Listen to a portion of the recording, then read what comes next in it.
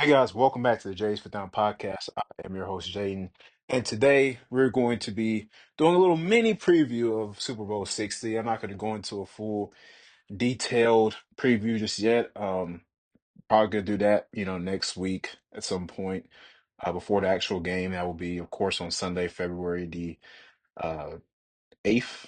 Yeah, it's February the 8th, so which is Super Bowl Sunday. So I'll have an episode out before then, like doing my official preview. But this is just something like, um.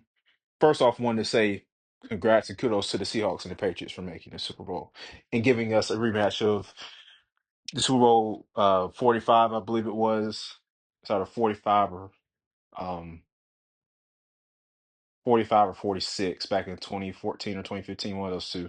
Of course, the famous goal line interception by Malcolm Butler after the Seahawks decided to throw the ball on the 1 yard line. We all know the story.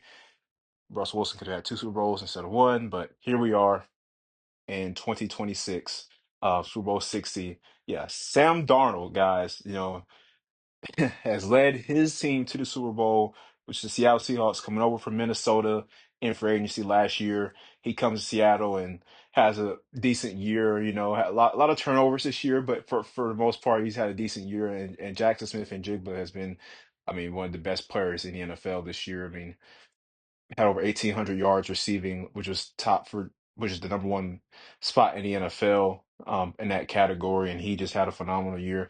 Unstoppable. Nobody could stop him. And Mike McDonald, what he's done in 2 years in Seattle has been very impressive. Again, this is only his second year there.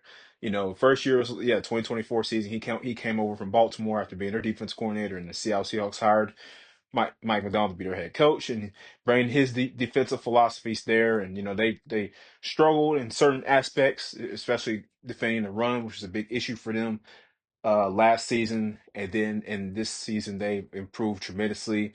They got the nickname the Dark Side Defense, right? I believe they were number three in the NFL in stopping the run total, which is really good. You just could not run the ball on them really at all.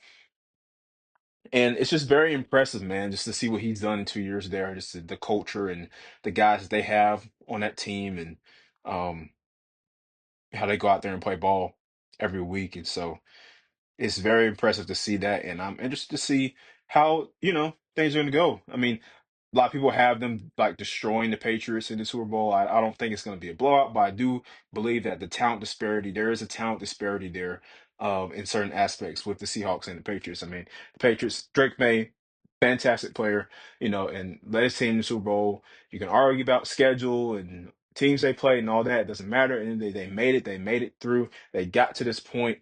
They got talented players on offense and defense, more so on defense, but Christian Gonzalez, Christian Barmore, all those guys, Marcus Jones. I mean, they got a lot of talented players there. Um, Tongue guy, like, so, and offensively, got guys that stepped up. Kayshon Boutte, Stephon Diggs, of course, came over this year after being in Houston last year. So they it's gonna be interesting game, but I still have Seattle winning this game. And that's just in large part due to their offensive firepower capabilities. With that running game with Kenneth Walker, Zach Charbonnet did get injured, so he's not going to be able to play in the Super Bowl, which is going to hurt them a bit. But their running back behind him, he's okay. He's I believe he'll get some good runs here and there. But overall, I think the rosters, I mean, they match up well. Like I said, I just believe that Seattle just has the advantage there with their run defense. And because the Patriots were struggling to run the football the last couple games here in the playoffs. I mean, so I think that's something you got to take that into effect as well. Um, and the Seahawks are really good at stop and run. So that's going to be a challenge for New England. But for Seattle, I just would like to see them be able to run the football very well, like they've been doing with Kenneth Walker, and of course, like Rashid Shaheed, getting him involved more in the pass game. I would like to see that for them because he is a dynamic threat. His speed is just out of this world. I was talking with my friend yesterday, or not yesterday, but the day before. Like, there's a reason Rashid Shaheed got traded for at the trade deadline, and Seattle put him on kickoff return. because he just about anytime he gets the ball kickoff return, he's going to take that for a touchdown back, like all the way. And so my question is, when teams play Seattle, why do you kick the ball to Rashid Shaheed? Like, why do you do that? Because he's going to if he gets the chance to take one to the crib, he more likely than not will. So my thing would be like, oh well, maybe we shouldn't kick to him. Kick it out of bounds, kick it to somebody else. Anything but kick the ball to Rashid Shaheed, because you do, you're not gonna tackle him. You're not gonna get him down. My old high school football coach used to have this philosophy on special teams. He would never kick it to the fastest guy. And if he's like, you know what, you know he's like, we're not kicking it to him. If he looks fast, don't kick it to him. And sure enough, he's right, because again, speed kills, and like you get a guy like Rashid Shaheed out there in the open space, just give him a sliver of one or two blocks, and he will house it. So hey, that may be the first play that we see in Super Bowl 60. Like if the Seahawks receive the opening toss, and if the Patriots are dumb enough to kick him the ball, that may be 7-0 Seattle early, like not even a minute or two into the game. So that would be funny to see, because I would think the Patriots be smarter than that. I would think Mike Vrabel would be smarter than do that, to not kick the ball to the fastest guy on the field. Um, but some people don't learn their lesson. So. But yeah, I'm like I said, I'm interested, in those particular matchups. I'm interested in to see how Christian Gonzalez is going to match up against Jackson Smith and Jigba. I mean, Christian Gonzalez has been one of the better players since he's gotten to the NFL at that position at the cornerback spot, and he is their best corner. He's their number one guy out there on the perimeter. So more likely than not, he's going to be shadowing JSN for most of the game, and that's going to be a fun matchup to watch between those two.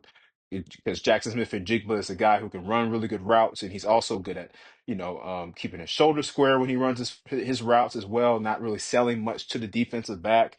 All those things, little things that wide receivers sometimes don't, even in the NFL level, they don't take seriously. They don't implement into their game. Jackson Smith and Jigba does implement those things into his game, which is why he's one of the best receivers, or he was the best receiver in the NFL this year, metric wise, and why he's one of the best receivers in the NFL in general.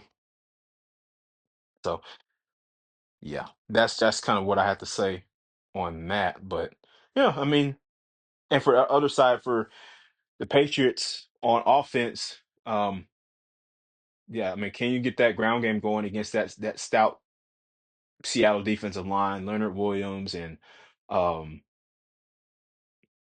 and Byron Murphy and Demarcus Lawrence and all those guys up front? Can Ernest Jones is a guy to watch in the middle of the field, as well. He's very talented since they brought him over in the trade from last year. So can the Patriots be able to hold on that and not turn the football over? Can you create some consistent drives going up and down the field, keep your defense on the sideline, let them rest, and keep Seattle's offense with Sam Darnold and JSN on the sideline? Because if they get out there and you're not able to pressure Sam Darnold, you're not able to get in his face, you're not able to get him on the ground, he will dice you up. Sam Darnold, by all means, is not, you know, some Superman quarterback, but he's when he does not have pressure like many quarterbacks in his face, he's able to throw the football efficiently over the field.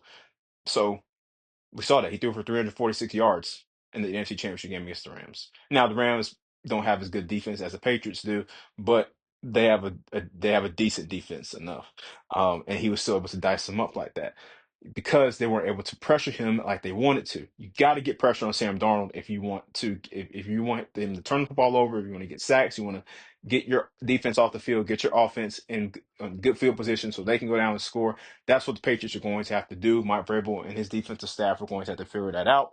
Uh, Otherwise, it's going to be a long day at the Super Bowl for the Patriots. So I mean, well, I told you guys I think the Seahawks are going to win. So I'm sticking with that, and I'll stick with that when I do my official Super Bowl preview like episode next week. But I don't. My mind is not changing. I just think Seattle's too loaded offensively. They just are.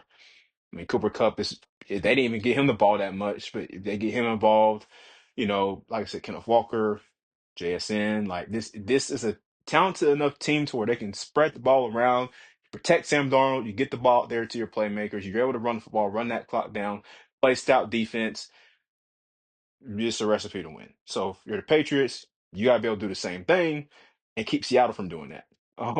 So yeah, that's kind of my pick. But let me know what you guys think. Who do you have win the Super Bowl? You have the Seahawks or do you have the Patriots? Yeah.